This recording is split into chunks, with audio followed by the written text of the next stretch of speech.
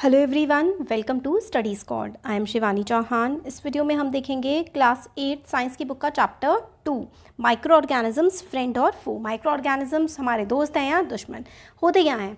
Organisms that are so small, organism जो बहुत छोटे होते हैं, that can only be seen through a microscope are called microscopic organisms. Microscopic organisms को हम लोग माइक्रोब्स भी बोलते हैं। क्या बोलते हैं हम लोग इसको? माइक्रोब्स। ठीक है, माइक्रोस्कोपिक ऑर्गेनिजम्स जो हम सिर्फ माइक्रोस्कोप से ही देख सकते हैं, मतलब बहुत ही छोटे छोटे से ऑर्गेनिज्म होते हैं जिन्हें हम नंगी मतलब ऐसे नेकेड आई से नहीं देख सकते, माइक्रोस्कोप की मदद से देख सकते हैं, वो होते हैं माइक्रो ऑर्गेनिज्म। माइक्रो ऑर्गेनिज्म कई सारे टाइप के होते हैं। बैक्टीरिया होता है, ठीक है, फंजाई होता है, एल्गी होता है, प्रोटोजोआ होता है और वायरस होता है। तो ये मेनली 5 टाइप्स के माइक्रो ऑर्गेनिजम्स होते हैं। अब बैक्टीरिया के बारे में कई ये 5 टाइप्स हैं, अब इनके बारे में हम देखेंगे। बैक्टीरिया जो है वो प्लूरल होता है, उसका सिंगुलर होता है bacterium. Bacteria are found in 3 different shapes. Bacteria ये बेसिकली अलग अलग शेप्स में पाए जाते हैं। राउंड शेप होता है जिसको हम लोग बैकेली बोलते हैं, स्फेरिकल शेप को हम लोग कोकाई बोलते हैं और स्पाइरल शेप को हम स्पिरुला बोलते हैं। तो रॉड शेप देखो, ये इस तरीके के ये जो होते हैं ना, ये सर्कुलर मतलब गोल गोल सी शेप के होते हैं। ये देखो रॉड जैसी शेप है। फिर कर्व भी होते हैं और काफ़ी सारी अदर अलग अलग शेप्स के भी ये होते हैं बैक्टीरिया। अब एल्गी, इसका जो सिंगुलर फॉर्म होता है वो होता है एल्गा, और एल्गी क्या होता है? Plural form. एल्गी के कैरेक्टरिस्टिक क्या क्या होते हैं?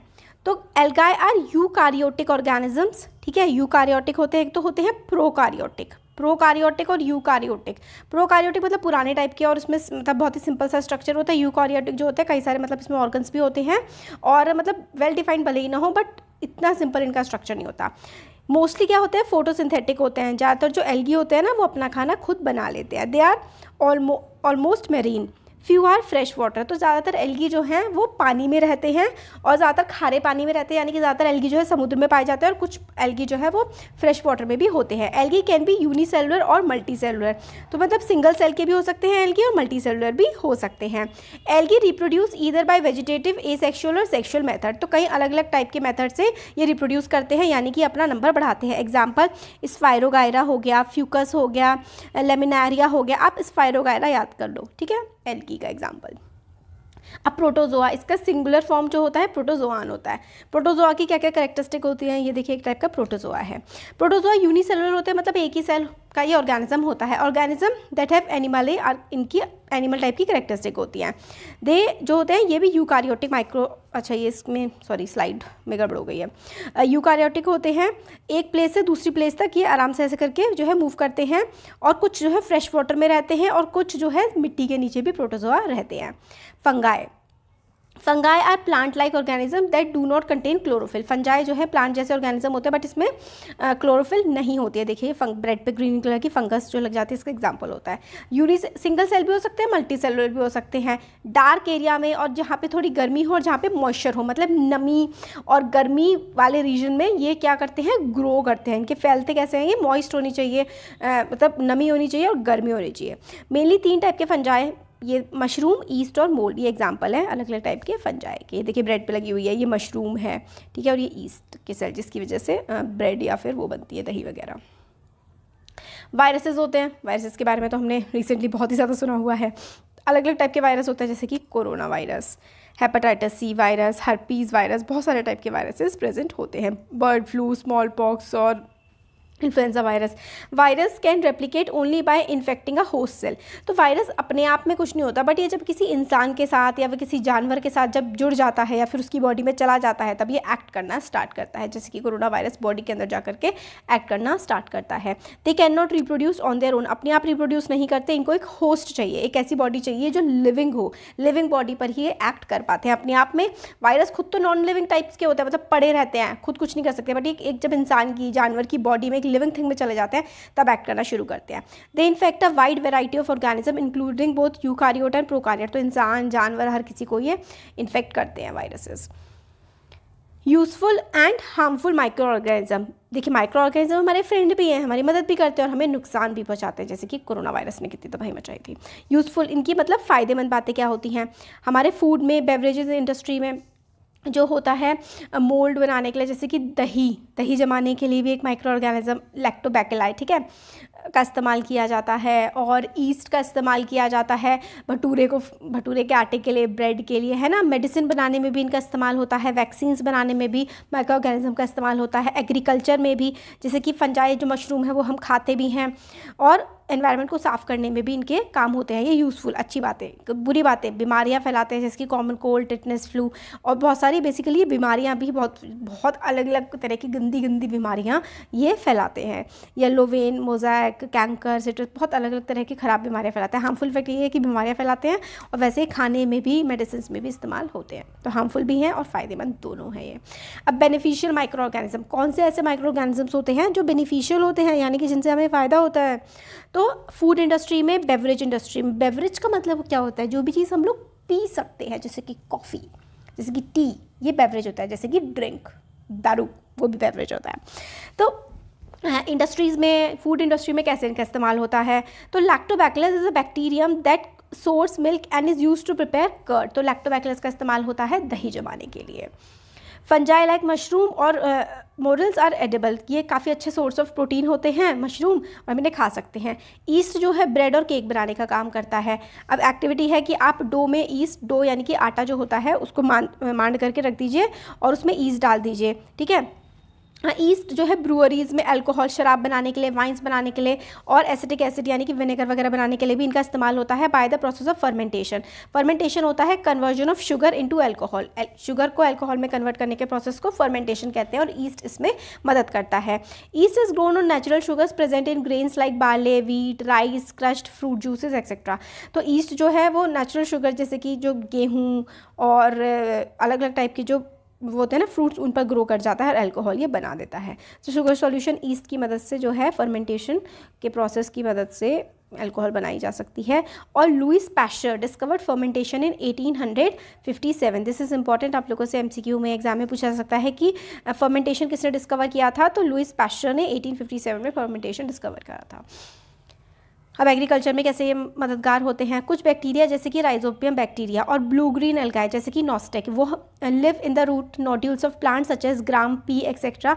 These bacteria absorb the nitrogen from atmosphere and convert it into nitrate. तो एग्रीकल्चर में, खेती बाड़ी में भी बैक्टीरिया काफ़ी ज़्यादा मदद करते हैं। जैसे कि राइजोबियम बैक्टीरिया जो है वो पेड़ों की जड़ों में रहता है और ज़मीन को नाइट्रोजन प्रोवाइड करता है। लेग्यूमिनस प्लांट्स में ये रहता है, जैसे कि जो मटर का पौधा होता है उनको लेग्यूम बोलते हैं। वो सरफेस को यानी कि ज़मीन को नाइट्रोजन प्रोवाइड करता है जिसकी ज़मीन को बहुत ज़्यादा ज़रूरत होती है। तो राइजोबियम बैक्टीरिया और नॉस्टॉक ये पेड़ों की जड़ों में रहते हैं और नाइट्रोजन जो कि एटमॉस्फेयर से एब्जॉर्ब हम पेड़ नहीं कर पाते, उसका इस्तेमाल इनकी मदद से ईजिली पेड़ कर पाते हैं। तो राइजोबियम और नॉस्टॉक नाइट्रोजन प्रोवाइड करता है पेड़ों को, बहुत अच्छा रहता है। ये नेचुरल फर्टिलाइजर की तरह ये एक्ट करता है।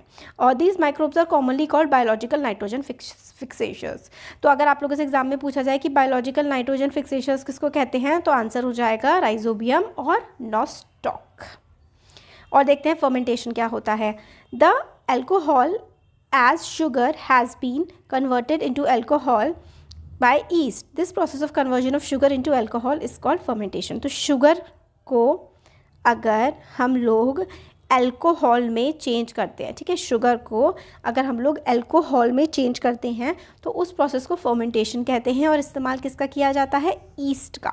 ईस्ट का इस्तेमाल इस केस में किया जाता है। एनवायरनमेंट को क्लीन करने में अभी हम देख रहे हैं इनके फ़ायदे क्या क्या होते हैं, ठीक है। तो एग्रीकल्चर में देख लिया, ब्रूअरीज़ में, बेकरीज़ में देख लिया, ठीक है। अब हम देखते हैं एनवायरनमेंट में हमारे नेचर को ये कैसे फ़ायदा पहुंचाते हैं। तो micro organism decompose dead organic waste of plants and animals. तो प्लांट्स का और एनिमल्स का जो ऑर्गेनिक वेस्ट है उसको डिकम्पोज कर देते हैं, यानी कि जो पेड़ पौधे होते हैं या फिर जो मरे हुए जानवर होते हैं, जानवरों का एनिमल डंक होता है, उनका जो गोबर होता है उसको सड़ा करके मिट्टी में मिला देते हैं और वो ह्यूमस का, एक उर्वरक का फिर काम करता है। Converting them into similar substance, these substances are again used by other plants and animals, ठीक है। तो उर्वरक की तरह वो ह्यूमस में कन्वर्ट हो जाते हैं और काफ़ी फ़ायदा पहुँचाते हैं प्लांट्स को। Thus micro organisms can be use to degrade the harmful and smelly substance then thereby clean the environment. तो हमारे एनवायरनमेंट को क्लीन करने का काम करते हैं, उनको बहुत ही सिंपलर फॉर्म में तोड़ देते हैं ऑर्गेनिक मैटर को। डेड ऑर्गेनिक वेस्ट जैसे कि जानवर है उसमें से बहुत ज़्यादा बदबू आने लगी है, तो उसमें ये माइक्रो ऑर्गेनिजम्स एक्ट करते हैं, उसको जल्दी सड़ा देते हैं और फिर उसको मिट्टी में मिला देते हैं। उससे मिट्टी की भी उर्वरकता बढ़ती है, यानी कि वो मिट्टी ज़्यादा उपजाऊ हो जाती है। तो ये ऐसा काम भी करते हैं। Plant waste can be converted into manure by action of microbes, तो माइक्रोब्स जो है प्लांट के वेस्ट को मैन्योर में, खाद में कन्वर्ट कर देते हैं। Nutrients release in the process can be used by plants again, ठीक है, वही नाइट्रोजन और फॉस्फोरस वो सब प्लांट फिर से इस्तेमाल कर लेते हैं जब ये माइक्रो ऑर्गेनिज्म सड़ी हुई खराब चीज़ों को और ज़्यादा सड़ा देते हैं, मिट्टी में मिला देते हैं और फिर उसके बाद वो मिट्टी काफ़ी ज़्यादा उपजाऊ हो जाती है।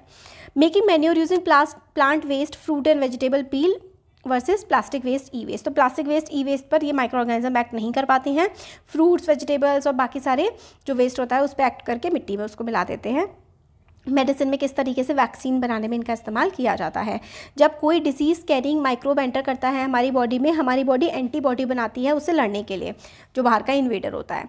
तो ये चीज़ हमें पता है ना कि जब बीमारी फैलाने वाले जो बैक्टीरिया होते हैं, माइक्रोब्स होते हैं, जब हमारी बॉडी में एंटर करते हैं तो हमारी बॉडी एंटीबॉडीज़ प्रोड्यूस करती है। एंटीबॉडीज़ यानी कि बेसिकली हमारी बॉडी लड़ने का काम करती है जो माइक्रोब या फिर कीड़े मकोड़े या ये जो खतरनाक माइक्रो ऑर्गेनिज्म हमारी बॉडी में आ जाते हैं, तो हमारी बॉडी उससे लड़ती है, क्या बना करके, एंटीबॉडीज़ बना करके। बॉडी रिमेंबर भी करती है, मतलब याद भी रखती है कि भाई कौन सा माइक्रोब पहले आया था, अगर दोबारा आएगा तो हमारी बॉडी लड़ लेगी, यही होती है vaccine. The body also remembers how to fight the microbe if it enters again. So if dead or weakened microbes are introduced in a healthy body, the body fights and kills them by producing suitable antibodies. तो suitable antibodies produce करती है हमारी body. Antibodies क्या होती हैं, जो बीमारियों से लड़ती हैं हमारे लिए, हमारी बॉडी में ही प्रोड्यूस होती हैं।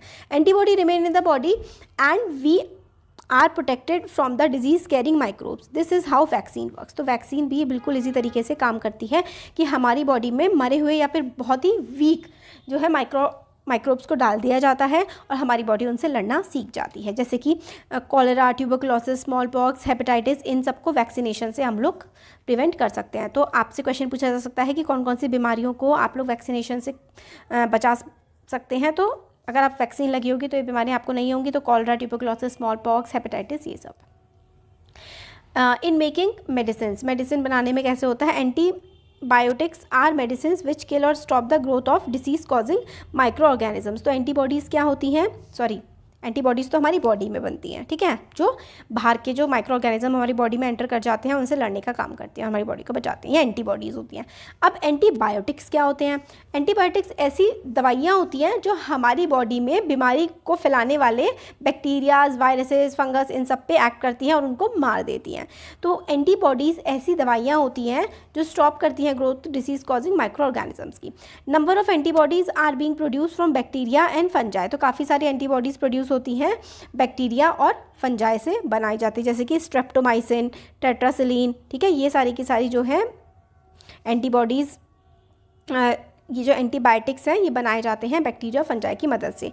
Antibiotics are mixed with the feed of livestock and poultry to check microbial infection in animals. तो एनिमल्स की जो खाने में भी इन एंटीबायोटिक्स को मिला दिया जाता है ताकि उनको बीमारियों से बचाया जा सके, और काफ़ी सारे प्लांट की बीमारियों को भी रोकने के लिए इनका इस्तेमाल किया जाता है। Antibiotics are not effective against cold and flu as they are caused by virus. तो क्योंकि खांसी जुकाम पर ये एक्ट नहीं करती हैं, क्यों, क्योंकि खांसी जुकाम जो है वो वायरस से की वजह से होते हैं, इसलिए जो एंटीबायोटिक्स है ना वो वायरसेस पर काम नहीं करती हैं। Antibiotics should be taken only on the advice of qualified doctor and the prescribe course should be completed. तो एंटीबायोटिक्स हमें सिर्फ अपनी मर्जी से नहीं लेनी चाहिए, जब डॉक्टर कहें तभी लेना चाहिए। हमने फ़ायदे देख लिए, अब नेक्स्ट वीडियो में हम लोग इसके नुकसान देखेंगे। होपफुली आप लोगों को पसंद आया होगा, अच्छा लगा है तो वीडियो को लाइक करिए, चैनल को सब्सक्राइब करिए और शेयर करिए फ्रेंड्स के साथ। Thank you. Hello everyone, welcome to study squad. I am Shivani Chauhan. इस वीडियो में हम लोग देखेंगे क्लास 8 साइंस की बुक का चैप्टर 2 माइक्रो ऑर्गेनिजम्स फ्रेंड और फो। तो इससे पहले वाली वीडियो में हम लोग कवर कर चुके हैं, नोट्स देख रहे हैं हम। उससे पहले हम लोग जो फ्रेंड वाले कॉन्सेप्ट है इसका कि हमारे लिए माइक्रो ऑर्गेनिजम्स अच्छे कैसे हैं, वो चीज़ हम लोगों ने देख लिया है। अब हम तो देखेंगे कि भाई हम लोगों को ये नुकसान कैसे देते हैं। पिछले कुछ सालों में हम लोगों ने देखा है कैसे नुकसान देते हैं हमें वायरसेस, ये माइक्रो ऑर्गेनिज्म ही होते हैं। तो some of the microorganisms cause disease in human beings, plants and animals. Such disease causing microorganisms are called pathogen. तो ऐसे माइक्रो ऑर्गेनिजम्स जो इंसानों में, जानवरों में, पेड़ पौधों में बीमारियां फैलाते हैं उनको हम लोग कहते हैं पैथोजेंस। तो आप लोगों से क्वेश्चन पूछा जा सकता है कि व्हाट आर पैथोजेंस, पैथोजेंस क्या होते हैं। तो पैथोजेंस ऐसे माइक्रो ऑर्गेनिजम्स होते हैं जो इंसान, जानवर और पेड़ पौधों में बीमारियां फैलाते हैं, ठीक है। ह्यूमंस में यानी कि इंसानों में किस तरीके से ये पैथोजेंस बीमारियां फैलाते हैं। Pathogens enter our body through air we breathe, water we drink और फूड वी ईट। तो कैसे ये हमारी बॉडी में पहुंचते हैं? हवा की तौर पर, जो हम पानी पी रहे हैं या फिर जो हम खाना खा रहे हैं, उसकी मदद से ये हमारी बॉडी में गंदे गंदे माइक्रो ऑर्गेनिज्म एंटर कर जाते हैं, फिर हम बीमार हो जाते हैं इसकी वजह से। They also get transmitted by direct contact with infected person और कैरीड थ्रू एन एनिमल। तो ये कैसे और कैसे? अगर हम लोग इन्फेक्टेड यानी कि बीमार पर्सन के कॉन्टैक्ट में आ जाए, ठीक है, उससे भी हम इन्फेक्टेड हो सकते हैं। जैसे कि जो कोविड था, ठीक है, कोरोना वायरस, कोविड-19, ये अगर इन्फेक्टेड पर्सन के हम लोग कॉन्टैक्ट में आ गए, इन्फेक्टेड पर्सन यानी कि जिसको वो बीमारी है उसके हम संपर्क में आ गए, तो फिर हमें भी वो हो सकती है। Microbial disease that can spread from an infected person to healthy person through air, water, food और physical contact are called communicable disease.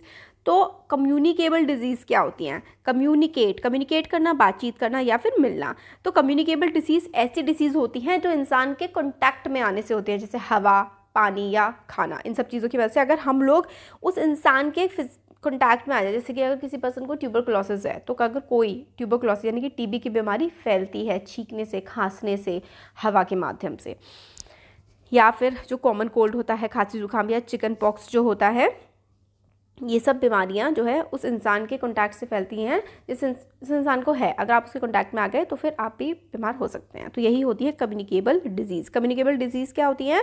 जो अगर किसी दूसरे के किसी एक इंसान को है, सपोज करो ए पर्सन को है बीमारी और बी पर्सन उसकी कॉन्टैक्ट में आ जाता है, तो बी को भी अगर वो बीमारी हो जाती है तो इसका मतलब वो बीमारी जो ए को थी वो कम्युनिकेबल थी। अब disease caused by micro organism, कौन कौन से माइक्रो ऑर्गेनिज्म होते हैं और क्या क्या उनके कारण होते हैं? ह्यूमन डिजीज़ ट्यूबरकुलोसिस है, और ट्यूबरकुलोसिस ये इंपॉर्टेंट है बच्चों, ये वाला जो टेबल है ना, कि ट्यूबरकुलोसिस यानी कि टीबी की बीमारी कौन से माइक्रो ऑर्गेनिज्म की वजह से होती है? बैक्टीरिया। और किस मोड क्या होता है इसका? हवा से। जो ट्यूबरकुलोसिस की बीमारी है कैसे फैलती है? हवा से फैलती है। और मीजल्स किससे फैलता है? वायरस से। चिकन पॉक्स भी एक वायरस होता है और पोलियो भी एक वायरस होता है। This is important. ये इंसानों में लगती हैं ये बीमारियाँ, tuberculosis, measles, chicken pox, polio. तो ये तीन जो है, मीजल्स, चिकन पॉक्स, पोलियो, ये तो वायरस से फैलती हैं, ठीक है। और ट्यूबरकुलोसिस होता है बैक्टीरिया, ये हवा से, ये भी हवा से। हवा कॉन्टैक्ट हम उसके इन्फेक्टेड पर्सन के कॉन्टैक्ट में आ जाएंगे, या फिर हवा से और पानी से पोलियो की बीमारी फैलती है।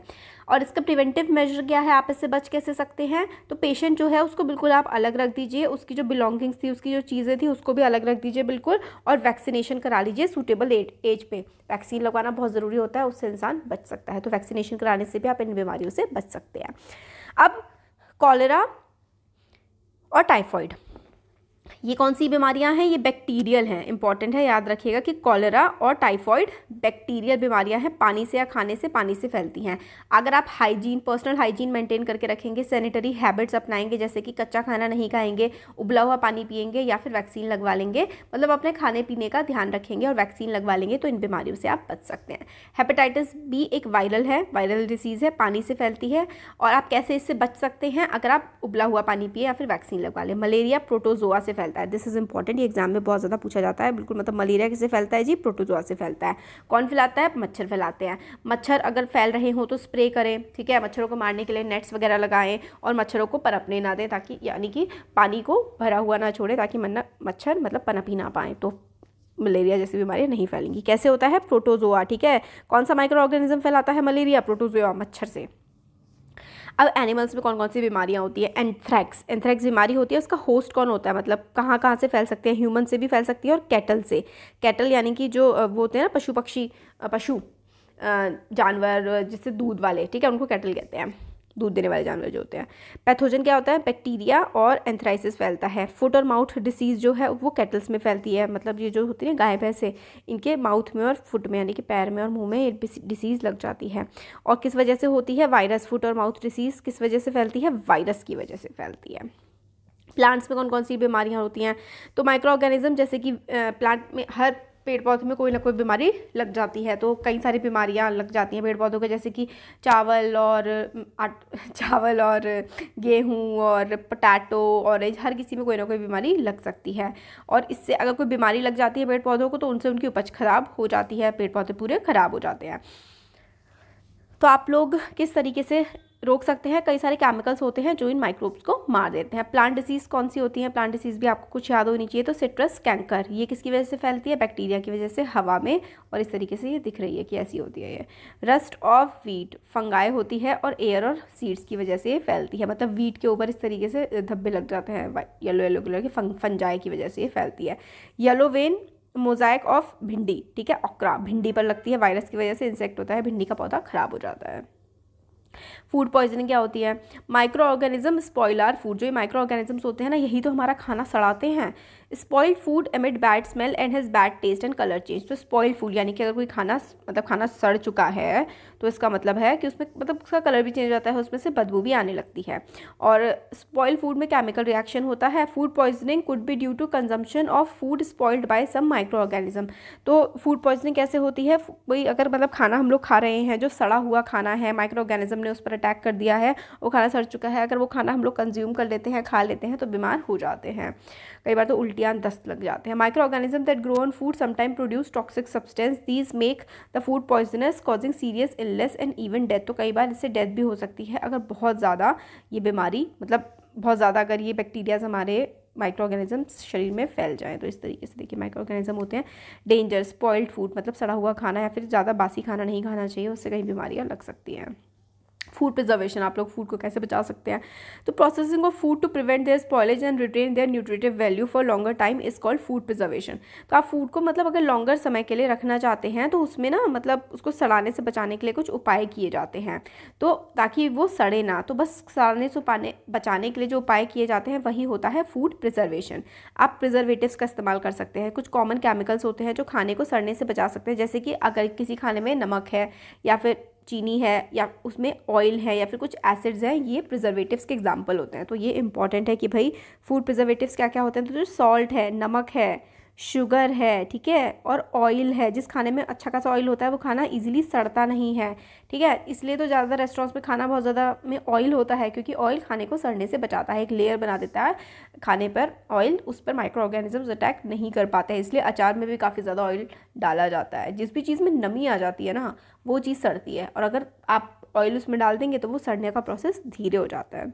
फूड कई सारे प्रोसेसेस से आप लोग बचा सकते हैं। केमिकल मेथड, स्टैंडर्ड प्रिजर्वेटिव और recognized safe by national food agencies. तो कई सारे होते हैं, कुछ केमिकल्स होते हैं जो मतलब सेफली आप लोग कंज्यूम कर सकते हैं और खाने को सड़ने से भी बचाते हैं। और सॉल्ट, शुगर, ऑयल और विनेगर, सिरके से भी आप खाने को, चीज़ों को सड़ने से बचा सकते हैं।